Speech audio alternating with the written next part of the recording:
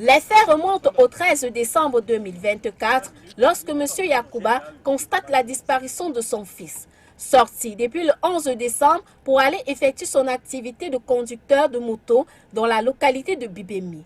Aussitôt informé, la brigade de Bibemi s'est mise à la recherche du jeune Bapétel en compagnie de la famille qui se sont vues infructueuses. 2 jours plus tard, un riverain les informe de la découverte d'un corps au village d'Inéo dans la localité d'Adoumri. Il s'agissait de Bapétel Yacouba, disparu depuis 4 jours.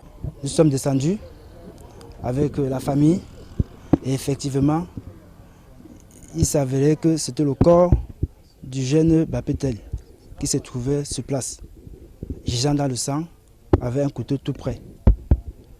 Dans la reconstitution des faits, ces 3 amis présumés assassins, âgés de 18 et 19 ans respectivement, ont été aperçus avec la moto du défunt en route vers la ville du Garou. Le 16, ils ont tous été interpellés, ils sont passés aux aveux et ils reconnaissent être les auteurs du crime.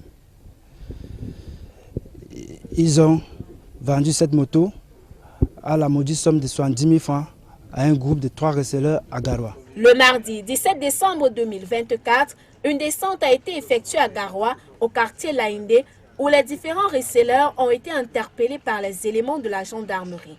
Une interpellation qui va leur permettre de faire une nouvelle découverte dans le domicile de Oumarou Mouamadou, âgé de 31 ans, Adoub Karim, âgé de 34 ans, vendeur de comprimés, et Issa alias Abaka Dokta, âgé de 34 ans, vendeur de comprimés. Et nous avons effectué plusieurs perquisitions qui nous ont permis de saisir tous les objets qui vous ont été présentés, à savoir 12 facturés, une somme de 9 468 000, des appareils électroménagers, des cascades de moto, des démarreurs, 4 poignards et j'en passe. Après enquête, ces derniers seront représentés devant le procureur de la République pour répondre de leurs actes. Les populations de Bibemi, Adoumri et ses environs sont donc invitées à collaborer avec les forces de l'ordre en dénonçant toute personne suspecte.